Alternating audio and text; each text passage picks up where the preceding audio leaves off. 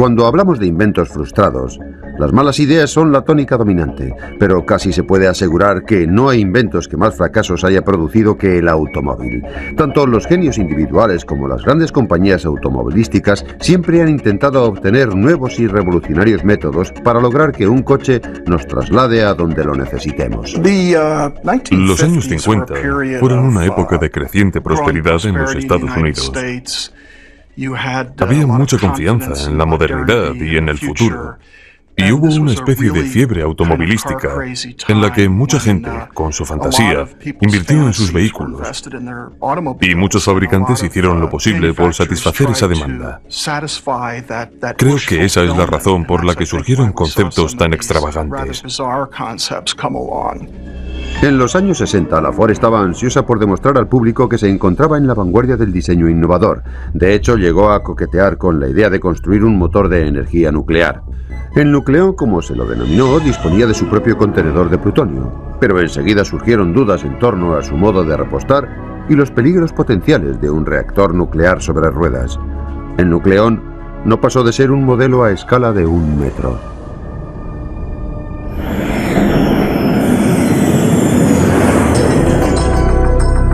En 1954 se dio inicio a un experimento más serio. La Chrysler se embarcó en una odisea de casi 30 años para crear un coche cuyo motor se sustentara en la tecnología aeronáutica. Un coche con el sistema electrógeno de un motor a reacción.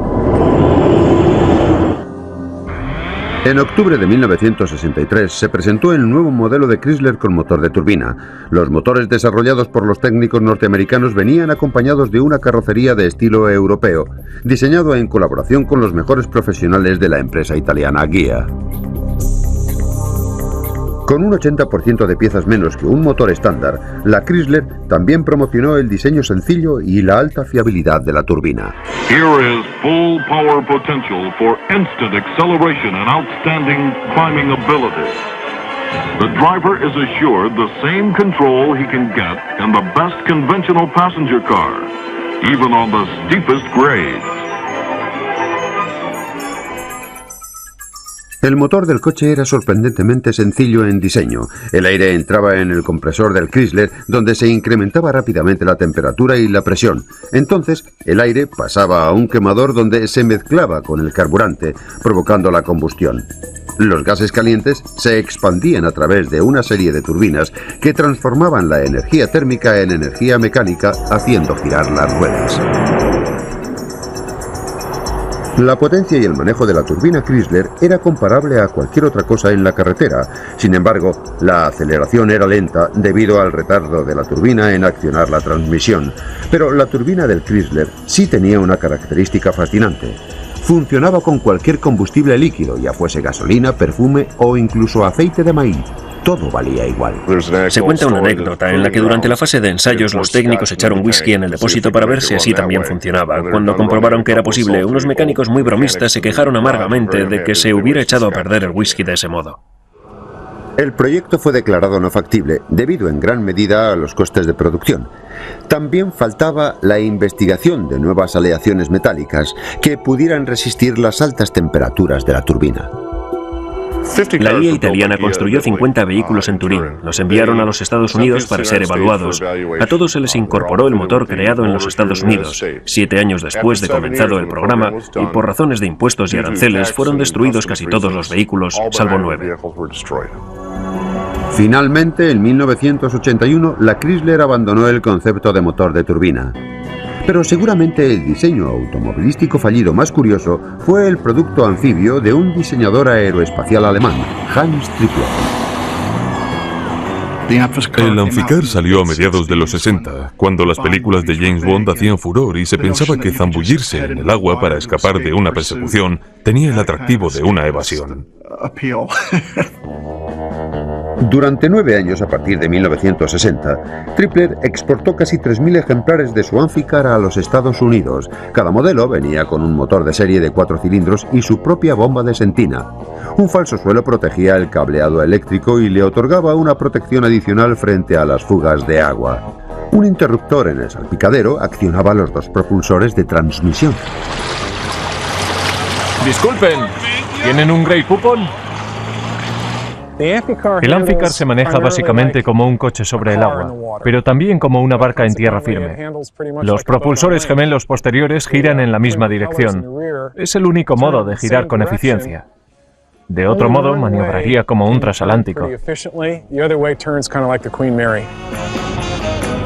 Con un coste casi similar al de un Mustang, el público debía enfrentarse a una elección difícil: un coche sobrio y robusto o un patito feo y mojado.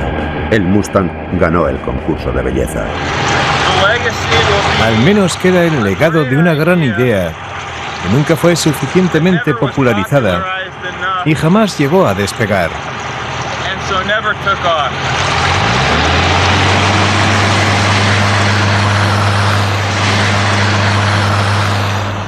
Pero los fracasos más sonoros de la industria del automóvil vinieron de la mano de grandes personalidades que perseguían el sueño de construir el vehículo perfecto.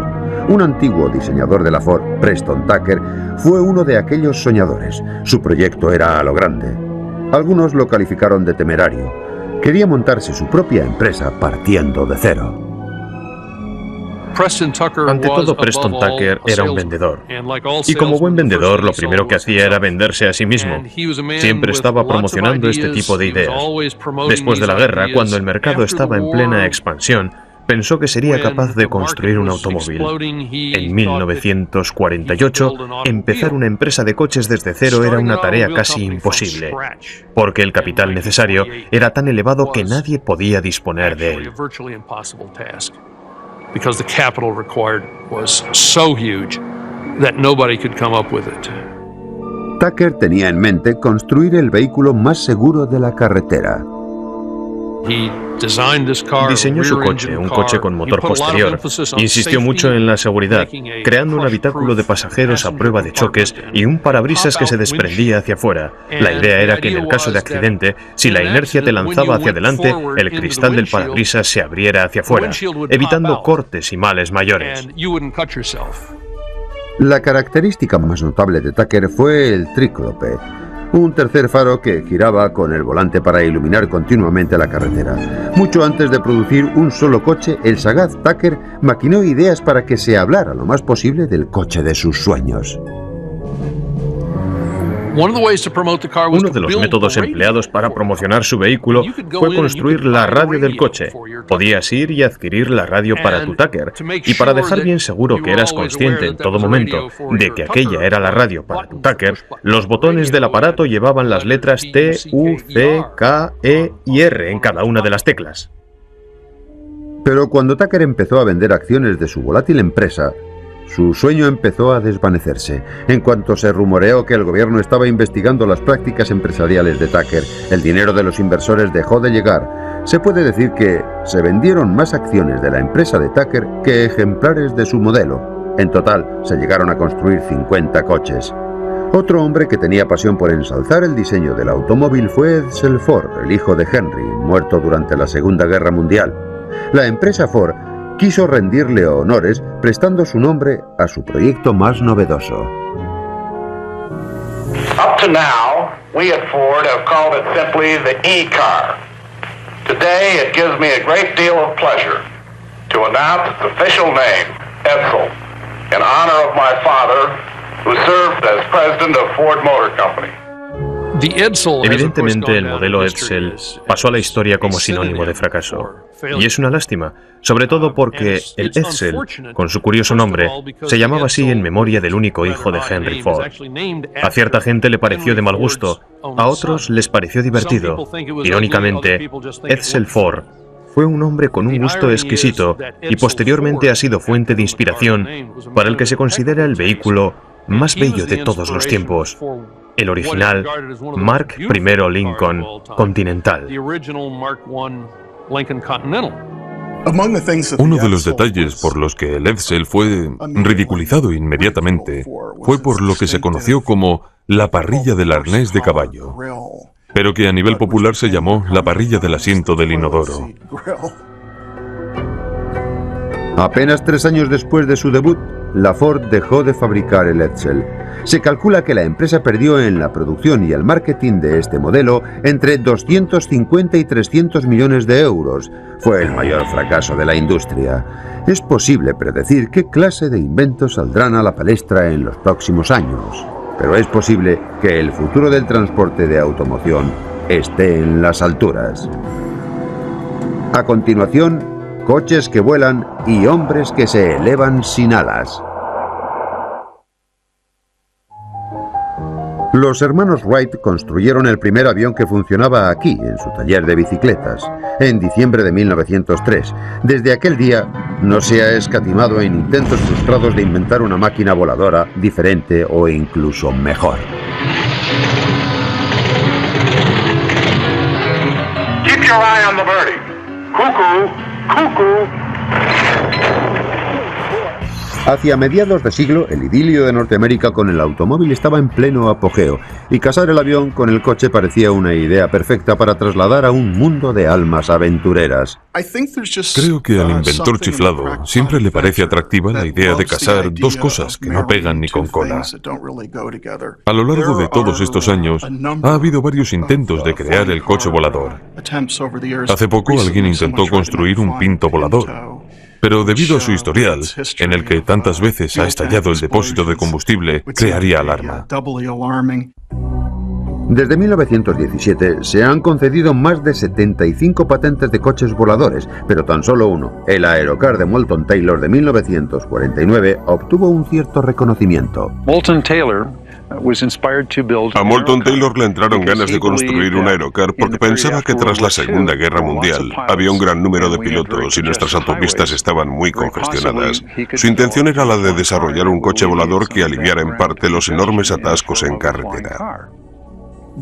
El coche volador implicaba una serie de obligaciones. El coche en sí no era muy bueno para el asfalto. No era lo bastante pesado para considerarse seguro. Al colocarle las alas, el resultado era un avión bastante chapucero. Tan solo la idea de que los conductores normales pudieran volar a su aire ya causaba alarma, sobre todo en las ciudades más grandes.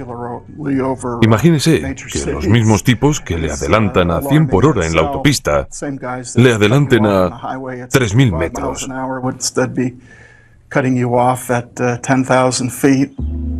El Aerocar tenía algunas características muy singulares: un motor trasero con volante en la parte frontal, un árbol motor en la parte posterior accionaba la hélice propulsora, mientras los neumáticos traseros podían girar libremente, un detalle muy importante para aterrizar suavemente. Ya hubo otra versión del coche volador, el Airphibian de Robert Fulton de 1946, con un motor bastante aparatoso y un aditamento de alas que debía ser guardado en pequeños aeropuertos. But unfortunately, it's an invention whose time has not yet come, and it never really gets off the ground. Por otro lado, el Aerocar de Moulton Taylor intentaba ser un medio adaptable con sus alas plegables y almacenables. Si le sorprendía una tormenta en vuelo, podía buscar una carretera, aterrizar, trasladar las alas a un lugar más despejado y remontar el viaje aéreo. A pesar de que su línea no era muy aerodinámica, el Aerocar tan solo requería una pequeña pista de despegue. Sin embargo, la burocracia mantuvo al Aerocar aparcado. El mercado es demasiado reducido para sacar un vehículo volador. Hay que ser piloto y conductor, hay que sacarse un certificado médico oficial, hay que tener un montón de permisos, saber manejar una radio y cosas así. El alto coste y el inconveniente de tener que ajustar y reajustar las alas también contribuyeron a matar el sueño del utilitario volador para las masas. Solo se construyeron 5 Aerocar, dejándonos a solas con nuestra fantasía de salir volando de un atasco en hora punta. Man being powered through the air without benefit of plane or balloon is today a reality. Tomorrow, he may even be a traffic problem. Para mucha gente, el cinturón propulsor de los años 60 sigue siendo el invento fallido más fascinante. Hubo varias reapariciones. El primero fue fabricado por los laboratorios Bell Jet. El propósito inicial del cinturón con cohetes a base de hidrógeno fue el de proporcionar a los soldados un sistema para efectuar reconocimientos aéreos, una forma fácil de desplazamiento sobre terreno irregular y una plataforma estable para disparar armas. El cinturón propulsor fracasó en todos estos aspectos. Era demasiado ruidoso para misiones de espionaje, tan solo podía transportar combustible para 21 segundos de vuelo, y era demasiado complicado volar y disparar al mismo tiempo. La versión más famosa fue diseñada y fabricada por un conocido cámara de cine de Hollywood, Nelson Tyler. En las Olimpiadas de 1984 se pudo admirar una exhibición de su modelo. El aparato se controla mediante los brazos que sobresalen. Hay una válvula para subir y bajar moviendo la palanca hacia arriba o hacia abajo. Se puede volar hacia adelante o hacia atrás, se puede girar. Lo curioso es que es muy difícil volar. Cuesta aprender y entrenar porque solo se dispone de 20 segundos para hacerlo. Y si hay un fallo en el sistema te caes como una piedra. Y además te caes atado a este aparato con su combustible. Si se produce un choque te quemas. El cinturón propulsor funciona con una mezcla especial que contiene un 90% de peróxido de hidrógeno puro, sometido a gran presión a través de una serie de finas redes de plata. Mediante una reacción química se produce calor, agua y un impulso de 140 kilos de vapor. El ejército abandonó el proyecto en los años 60 al no poder desarrollar combustibles más ligeros para vuelos de mayor duración, pero la contemplación de este extraño invento ha hecho bullir la imaginación ante la posibilidad de volar como Superman. Of all the items in our stock catalog, there is only one which would have the high velocity and low wind resistance of flying saucers. The cover of a GI trash can. Durante años mucha gente aseguró que había observado platillos volantes en la infame Zona 51 del estado de Nevada, célebre por sus avistamientos de ovnis. Puede que estos rumores tuvieran cierta base real. Con ustedes, el Avro, un disco volador de 2 plazas construido por las Fuerzas Armadas de los Estados Unidos y algunos fabricantes canadienses en 1958. El ejército norteamericano intentó capitalizar la emergente tecnología de reacción, invirtiendo casi 12 millones de euros en el futurista Avro. Pensado para surcar los cielos a más de 3.000 metros de altitud, las 3 turbinas generaban la fuerza de ascensión suficiente para transportar un piloto y un pasajero. Los 450 kilos de impulso del generador turbocontinental eran dirigidos mediante conductos internos para provocar un efecto aerodeslizante. El Avro también disponía de un sistema de ventilación lateral para proporcionar un control periférico adicional para evitar el vuelco. Los técnicos jamás consiguieron controlar completamente el Avro en vuelo libre. Tampoco lograron que se elevara algo más de escasos centímetros y a duras penas podía cruzar pequeñas zanjas. Las esperanzas de las Fuerzas Armadas de hacerse con un vehículo todoterreno se desvanecieron. Los ovnis, los cohetes voladores y otros propulsados por los aires prácticamente han desaparecido por completo del escenario. Sin embargo, algunos de los más sonados fracasos han venido de la mano de otros con mucho más éxito. A continuación, Thomas Edison descubre que las casas de cemento no son lo que parecen. La mayoría de los inventos fallidos son producto de creadores anónimos, pero incluso las mentes más preclaras tienen malas ideas. Thomas Edison, Nikola Tesla y el futurista Buckminster Fuller también metieron la pata en sus exitosas carreras profesionales. Cualquiera que esté exprimiéndose el cerebro constantemente, poniéndose a prueba todo el rato, acabará pariendo ideas que sencillamente no funcionen. Nikola Tesla es recordado como el campeón de la corriente eléctrica alterna, de los rayos X y la comunicación sin hilos. Creó una central eléctrica en las cataratas del Niágara y en la época de los caballos y las calesas, Tesla fabricaba torpedos teledirigidos.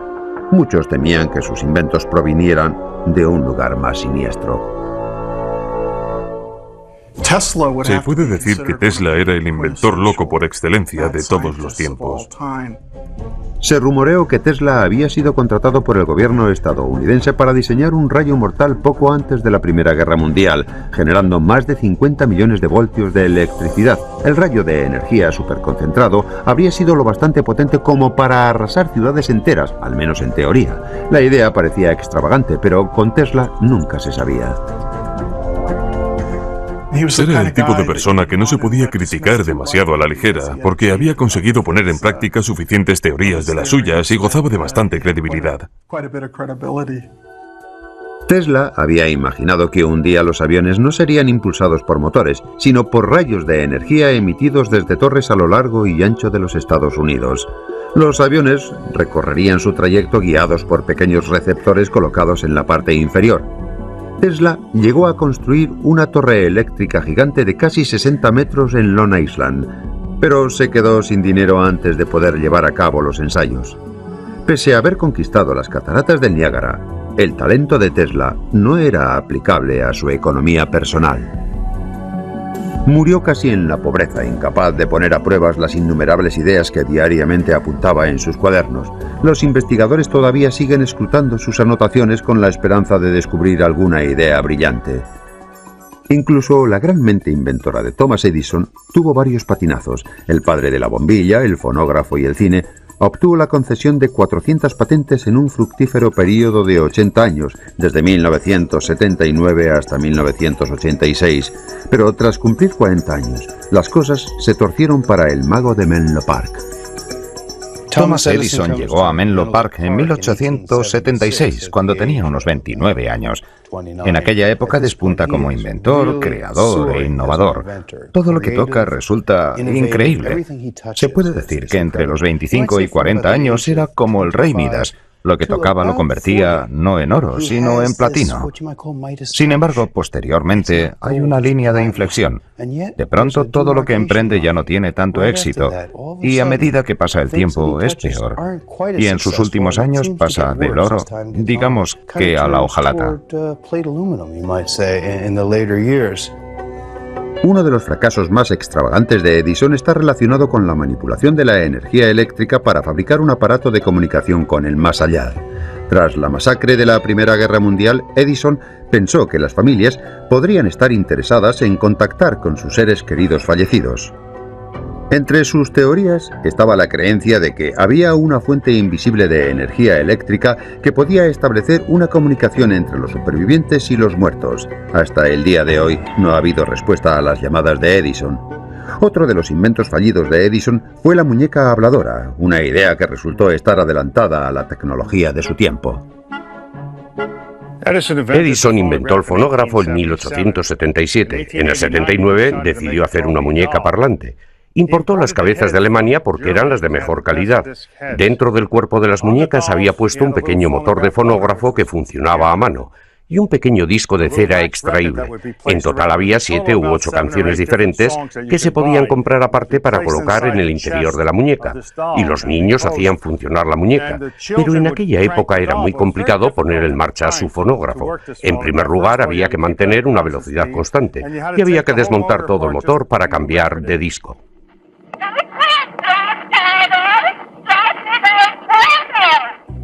Pero la muñeca tenía dos defectos imperdonables.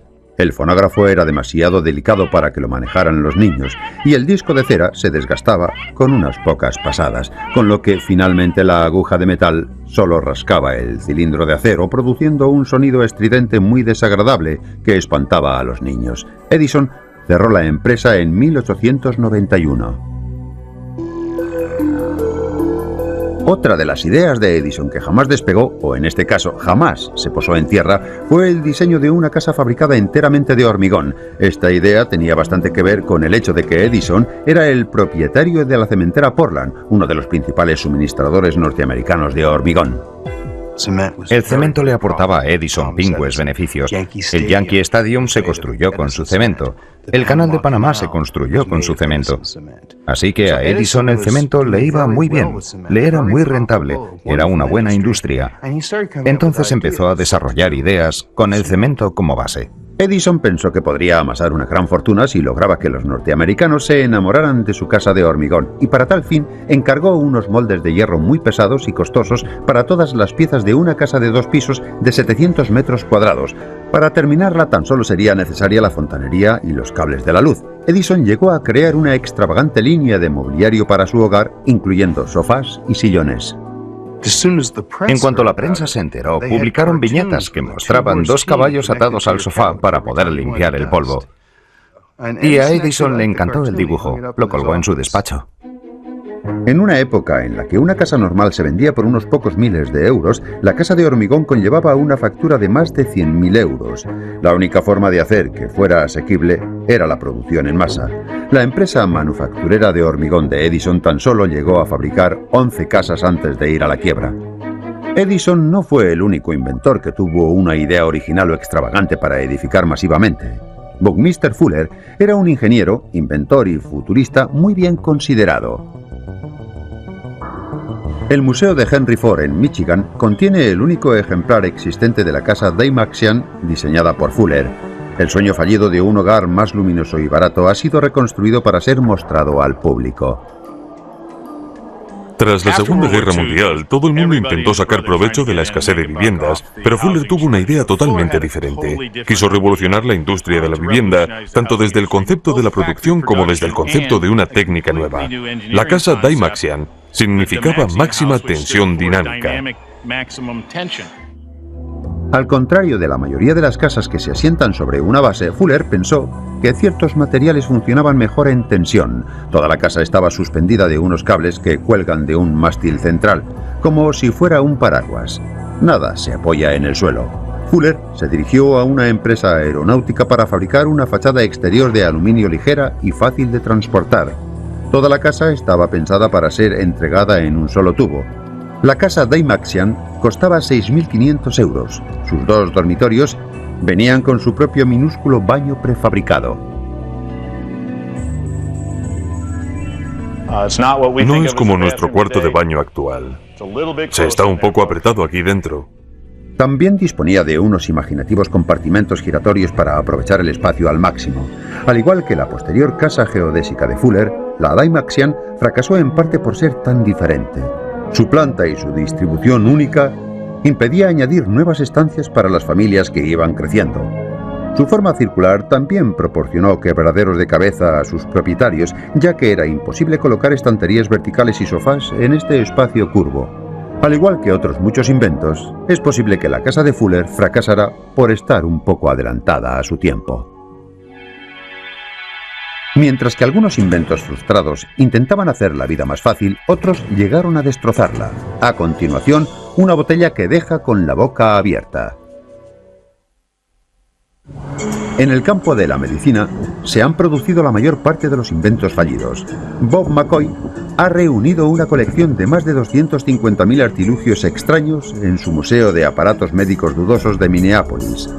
En 1898, el descubrimiento del elemento radiactivo radio generó una plétora de inventos médicos mortales. La gente se pregunta por qué hay tantos inventos con el radio.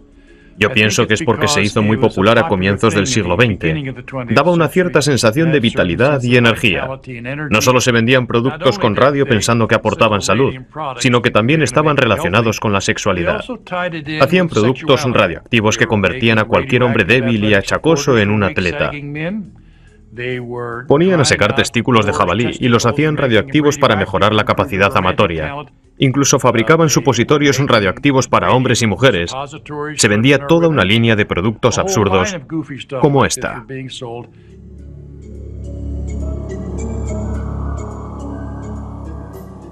Esto se llama el parche radioactivo Cosmos. Estaba dirigido a la gente que padecía artritis con la promesa de que aliviaba sus dolores. Curiosamente, en la parte posterior pone una advertencia. No se debe abrir ni ingerir el contenido de esta bolsa. ¿A quién se le iba a ocurrir comer una bolsa de radio? A comienzos del siglo XX, el radio fue un gran negocio. Se importaba principalmente de Europa. Aquí tenemos una tienda de ultramarinos donde venden agua radioactiva, asegurando que tienes la mano invisible de la madre naturaleza en tu cuerpo para darte salud. Todo iba bien hasta que un individuo de Pittsburgh empezó a comercializar estas botellitas de Raditor para mejorar la capacidad amatoria. Un hombre de Pittsburgh se bebió 1.400 frascos como este y se le desprendió la mandíbula inferior y superior. Entonces se dieron cuenta de que el radio no se podía vender así a la ligera, que era peligroso. Al igual que el radio, la invención de los rayos X desplegó toda una serie de creaciones potencialmente mortales. Los rayos X se descubrieron en 1896 y empezaron a utilizarse de inmediato.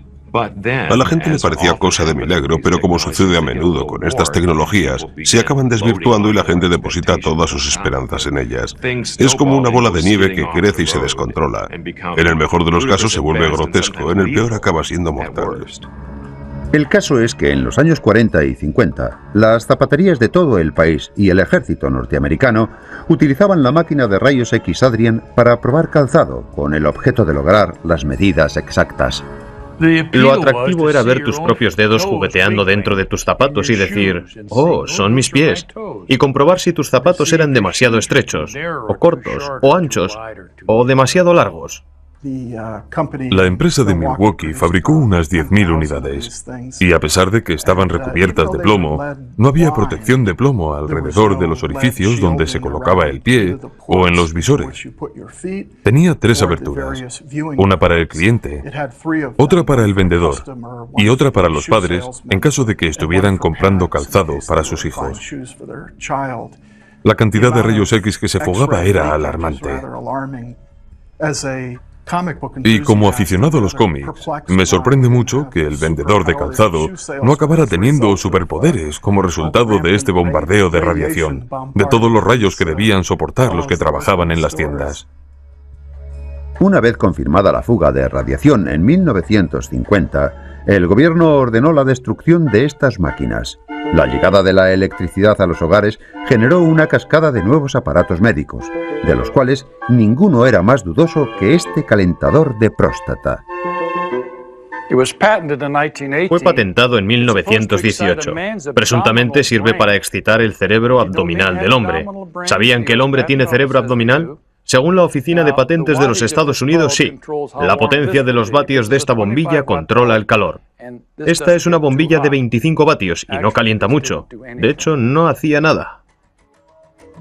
Los artilugios médicos electrónicos no fueron los únicos inventos que fracasaron por no cumplir las expectativas. Casi 50 años más tarde, los inventores dejaron de pensar en la medicina para centrarse en los aparatos de uso cotidiano que tenemos en nuestro hogar. En 1977, en una reunión de accionistas de Polaroid, el presidente Edwin Land, inventor de la cámara instantánea Polaroid, mostró orgulloso su nueva creación, la Polavisión. Sonorizaba una película en 1 minuto. Land anunció que las películas caseras de Polaroid iban a formar parte de nuestra vida cotidiana. Mediante un sistema de revelado similar al de Polaroid, Polavisión utilizaba cartuchos de grabación de 2 minutos. Cada cartucho costaba 10 euros y se requería un monitor de televisión especial para ver la película. No grababa sonido. Mientras Land se dirigía a sus accionistas, Sony estaba a punto de anunciar su grabador de vídeo. En cuanto a los vídeos y el formato VHS llegaron a las estanterías de los comercios, los consumidores optaron por la grabación de larga duración, el sonido y la reproducción inmediata. Polaroid perdió más de 65 millones de euros en investigación y marketing. Mientras el sistema VHS de Sony condenaba a Polavisión al ostracismo, la Sociedad de Inventos No Útiles empezó a acoger los recientes fracasos.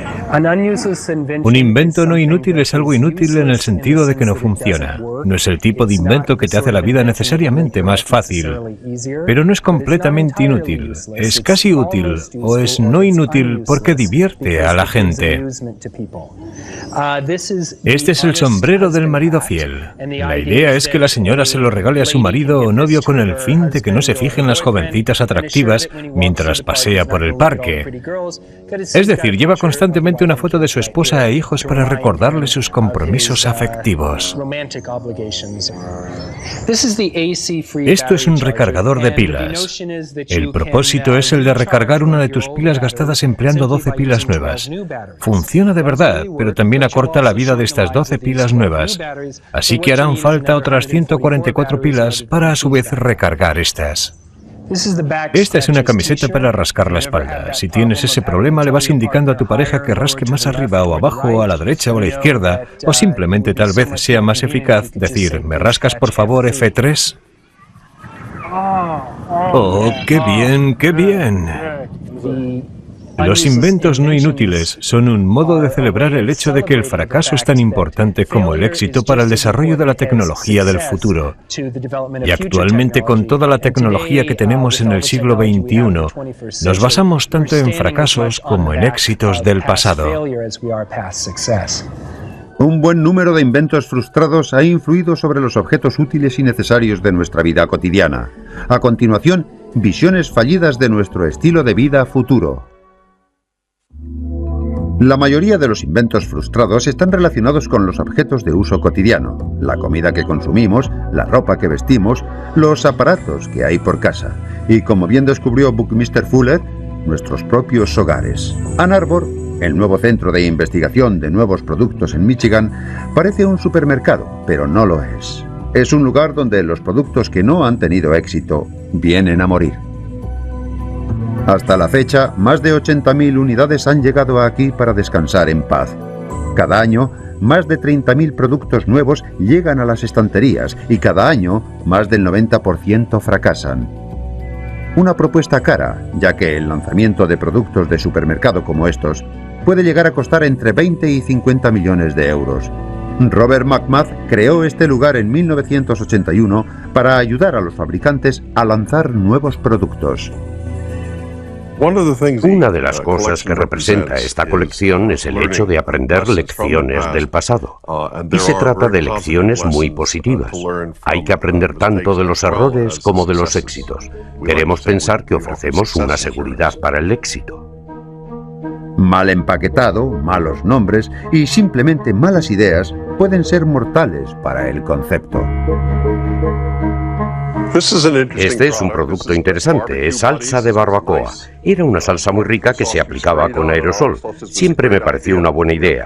El problema es que el envase es demasiado alto, incluso aunque no le pongas el spray. No cabe en una estantería normal, no se puede colocar en el supermercado, hay que ponerlo en las baldas superiores. Tampoco cabe dentro del frigorífico. Avert es un gran concepto, pero por desgracia lo denominaron toallitas virucidas, y eso echó atrás a la gente. Le suena a homicida o algo por el estilo, y no tenían muy claro lo que podían ser las toallitas virucidas. Este es otro producto interesante. Es una barra que contiene un producto a base de huevos revueltos. Se empuja hacia arriba y se puede ir comiendo. Es un producto muy útil, por ejemplo, para comer en el coche. El problema es que si no se maneja bien se desmorona y la gente se quejaba de que en el coche los huevos revueltos se les caían en el regazo. En los años 80 hubo una verdadera fiebre por la salud a nivel mundial. Un gran número de productos limpios ocuparon las estanterías de los supermercados, entre ellos uno de los fracasos comerciales más sonados de todos los tiempos. La idea consistía en un cigarrillo sin humo que no implicara quemar tabaco. Se empleaba un elemento que reproducía el sabor del tabaco dentro de la boca a través de un tubo de plástico. El aparato era bastante difícil de encender, y luego decían que si aspirabas el aire, podías acabar herniado. El sabor era comparable al de una lechuga quemada. Incluso el presidente de la tabacalera Reynolds admitió que el Premier sabía a rayos. Para muchos, la llegada del Premier era como una confesión tácita de los ejecutivos de la Reynolds. Las compañías tabacaleras no querían admitir que sus cigarrillos eran peligrosos para la salud. Se les ocurrió describir este producto como una experiencia limpia para el fumador, pero al mismo tiempo se resistían a reconocer que sus otras marcas eran sucias o nocivas. Sin humo que expulsar, ni cenizas que sacudir, el cigarrillo Premier privaba a los fumadores de una buena parte del ritual. El escaso interés de los consumidores pronto dio al traste con la idea. A la Reynolds esto le costó más de 300 millones de euros en investigación y marketing. Los inventos frustrados no han afectado solamente a la comida que consumimos, han tocado todos los aspectos de nuestra vida cotidiana. Hasta la ropa que nos ponemos. Se ha confeccionado ropa con lava. Volcanic eruptions may one day become the source of a whole line of earthy fashions. Incluso han sacado nuevos estilos directamente de la granja. Would you believe this transparent raincoat made in 1955 came from surplus fat from pork chops? Pero la palma se la llevó el vestido de papel. El vestido de papel es uno de aquellos fenómenos tan singulares de los años 60. Describe muy a las claras la despreocupación de la época gogo. La empresa papelera Scott fabricó los primeros vestidos para promocionar una nueva línea de servilletas y trapos de papel. Las manchas se eliminaban simplemente borrándolas o cortándolas. Finalmente, el vestido de papel dejó de ser apreciado porque a las mujeres no les terminaba de convencer su corte y caída, aparte del hecho de ser talla única. Pero ¿qué conclusiones podemos sacar de todos estos fracasos en la moda y la alimentación? Obtener una visión del mañana es una batalla perdida en la que la mayoría de los inventores no consiguen acertar.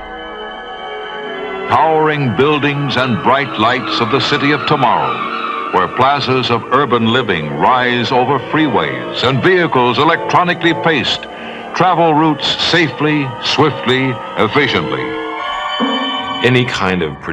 Cualquier proyección del futuro es una declaración de nuestra realidad presente. La ciudad del mañana será limpia y espaciosa. Bueno, eso es porque nuestra ciudad de hoy es como es. En otras palabras, están diciendo que nuestras ciudades están superpobladas, son feas y deprimentes. Hace mucho tiempo que los investigadores aseguran que las casas del futuro estarán equipadas con 1 o 2 robots que redimirán al hombre de las tareas cotidianas. El futuro estará lleno de ocio. I can perform 36 separate and distinct acts. Anyone out there knows of a mechanical woman who is looking for a boyfriend? The robot. El robot es el símbolo más poderoso del mundo del mañana, pero la mayoría de nosotros todavía lo estamos esperando. No sé si tú tienes uno, pero creo que todos estamos deseando disponer de nuestros robots personales para que cuiden la casa, nos sirvan el café por la mañana y saquen al perro a pasear. Se pensaba que estas cosas ya serían una realidad a estas alturas, pero no. No lo son. Los investigadores predijeron que los aparatos nos ahorrarían tiempo y darían paso a un ocio sin precedentes, y sin embargo, a pesar del avance de la tecnología, cada vez tenemos menos tiempo libre. Will be washed, even egg stains removed by washers that require no cleansing agent. High frequency sound waves dissolve food particles and dirt. Los inventores siempre aseguran que los aparatos nos van a hacer ahorrar otra cosa. Nos ahorrarán trabajo, tiempo y fatiga. Pero como podrás hacerlo más a menudo, lo harás más a menudo. De esta forma no conseguirás ahorrar tiempo. En este sentido, incluso los inventos de éxito pueden ser considerados un fracaso porque a la postre no te han ahorrado nada. Las grandes empresas a menudo utilizan la casa del futuro como gancho al convertirse en depósito de aparatos mecánicos.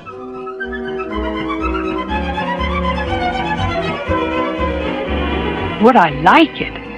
What a dream. Imagine how wonderful it would be to live in a house like this. Casas de plástico muy fáciles de limpiar, tostadoras de alta tecnología en compartimentos especiales que ahorran espacio e incluso cintas transportadoras que se llevan los platos sucios a los esterilizadores. Con tanta promesa, nos sorprende que la casa del futuro no haya llegado aún. Vengan a ver la casa del futuro. Bueno, a menudo nos atrae como si fuera un espectáculo brillante, pero en realidad nadie quiere vivir en algo que tenga ese aspecto. La gente quiere algo que sea como lo de los demás. Creo que incluso a pesar de que muchos inventos no hayan salido bien, siempre nos proporcionan algo sobre lo que pensar. Creo que si nos fijamos en muchos inventos frustrados o innovaciones que no han llevado a ninguna parte, nos sentimos tentados de verlo como la historia del fracaso, pero nada más lejos de la realidad. De hecho, son una especie de testimonios para el espíritu humano. Sin el valor para fracasar, sin el valor para intentar algo que pueda funcionar o no, jamás habríamos llegado a disfrutar del progreso que hoy tenemos. Deberíamos mirar a la gente que tiene una gran mente, a los grandes pensadores, fijarnos bien en lo que hicieron. Han descubierto nuevas cosas. Sí, cometieron sus errores, de acuerdo. Algunas ideas fueron realmente malas, pero muchas de esas malas ideas han puesto a otros grandes inventores tras la pista de buenas ideas. Y quién sabe lo que nos deparará el futuro.